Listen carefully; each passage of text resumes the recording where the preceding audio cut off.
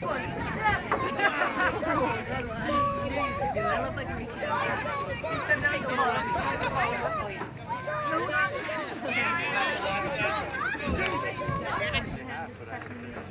like to welcome you here to this very special event, and it is something big in our community. It's not often that the town of Ladysmith has large projects, especially something like this, and it's something that you all should be proud of.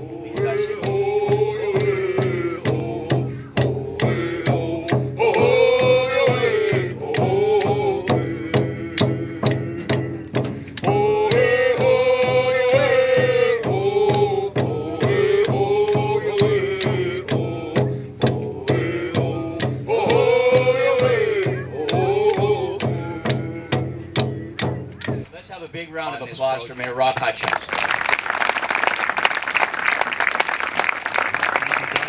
I too would like to thank you for joining us here today. This is a wonderful time in our community, and I'm proud to be, and I believe, I've been told by staff that we are the smallest community in the province of British Columbia to have such a wonderful turf. Now, we didn't go to the Rocky Mountains, but we suspect we're probably the smallest community in Canada to have such a wonderful turf, so we have lots to be proud of.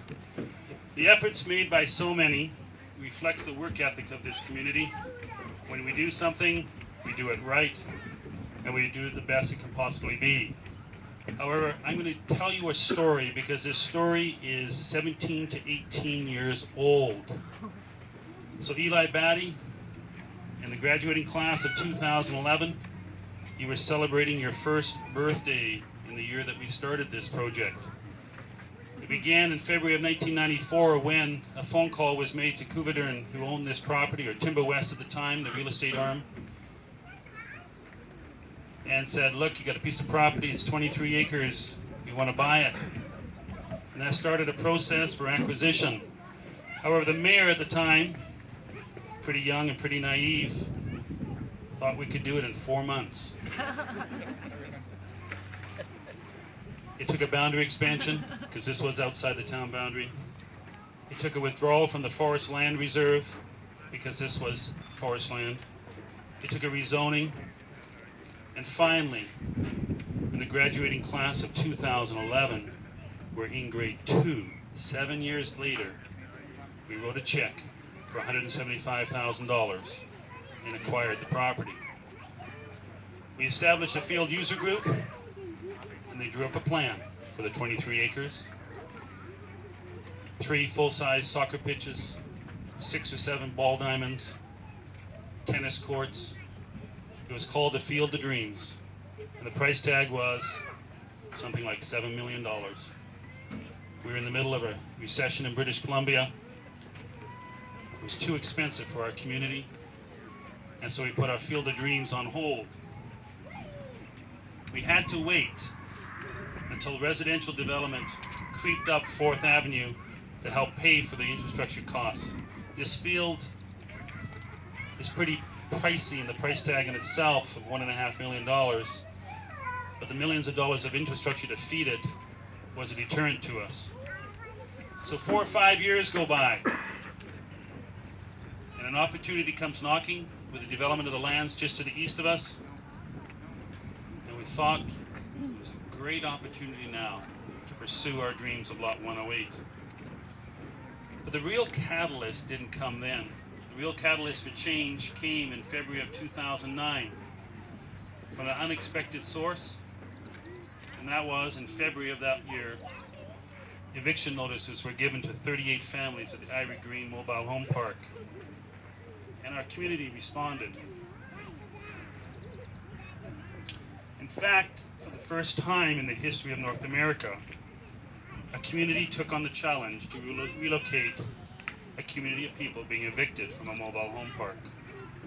The idea of taking a portion of Lot 108, our Field of Dreams, and rezone it for modular homes was taken to Council, the Parks and Rec Commission, the field user groups, the executive for the Ladysmith golf course, and you say why? Because they had a dream that the Holland Creek ball fields would move up here one day, and they had reoccupied those lands.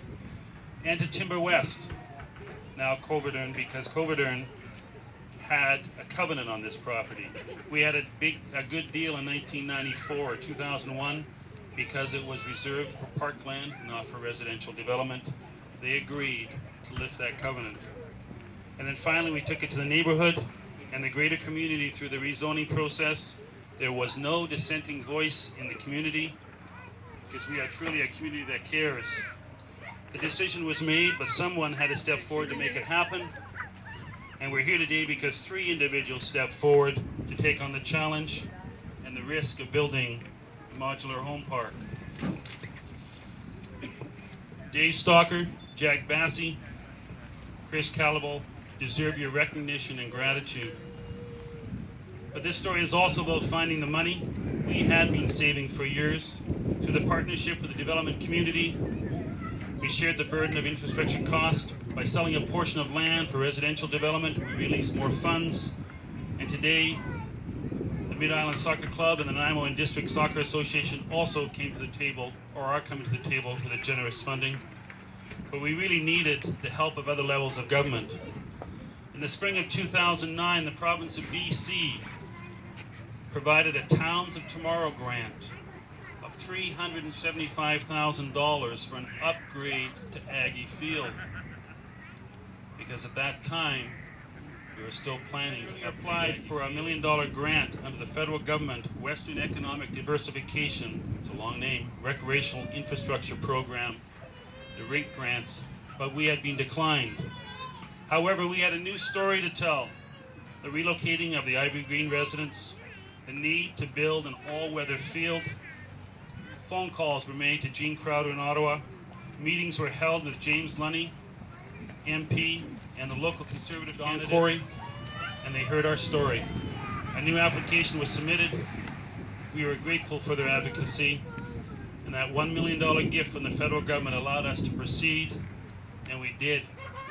And despite the horrible weather, our exceptional group of contractors, and many of them are here today, made it happen, and we're so thankful. It has been a long road.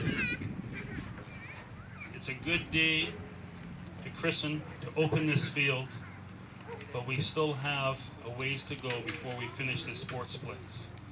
So I hope this is a celebration of the first step, but also encourage you to step forward and help us build the ballparks, the clubhouse, the playgrounds over the next few years. From the Mid-Island Soccer and Nanaimo and District Youth Soccer, Jack Stevens. Thank you very Mr. much. Stevens. We're pleased to help the contribution towards the field to make things better in the community for your children and adults. And I just think the role of the council and the mayor and the community for going ahead with this. In the day and age where kids spend all their time on video games and computers, that this is the kind of thing we need to promote. They need to get out and get exercise. We have for our association that they play, mid-L teams play in our league, so when they have home games, our teams get to play here. So I was a part of the Nanaimo field. I look at this one, it's better, I hate to admit that, but you guys have done a heck of a job, and I'm really proud of all of you for what you've done here. Thank you.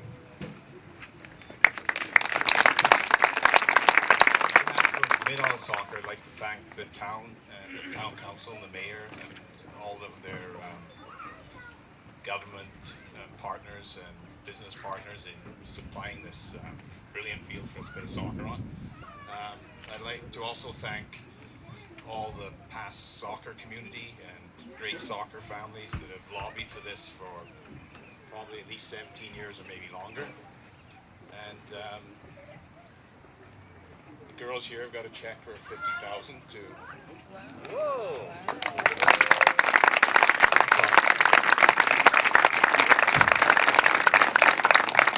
Thank you, Phil, and thank you, Jack. Actually, this is very unusual to get the actual checks. But one is for $50,000 and $55,000, and one is for $50,000. So big round of applause. There's a staff member to take it. It's my honor today to let you know that these dedicated individuals that we're honoring today, first and foremost, we're going to call the drive into this facility the Jim Cram Drive.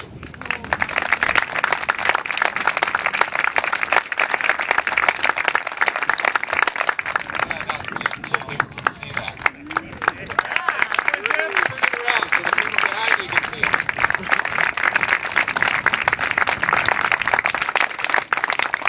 Wherever you go, you'll be able to say, you go to Ladysmith, go and drive on Jim Cram Drive. Thank you very much, Jim. I'd like to announce the name of the volunteers of this community who we're going to name the sports field after. So let me introduce to you Denny and Mary Forrest.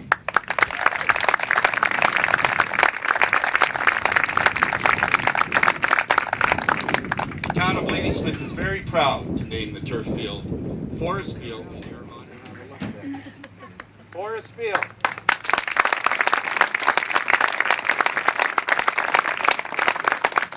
Two, one.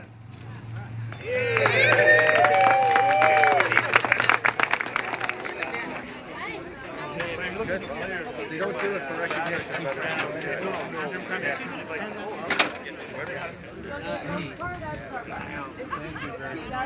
Okay, grab one to him, don't let him go. Bye, Ben.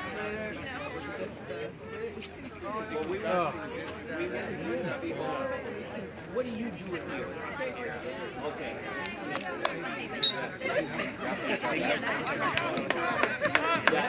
Play soccer? They're gonna play soccer.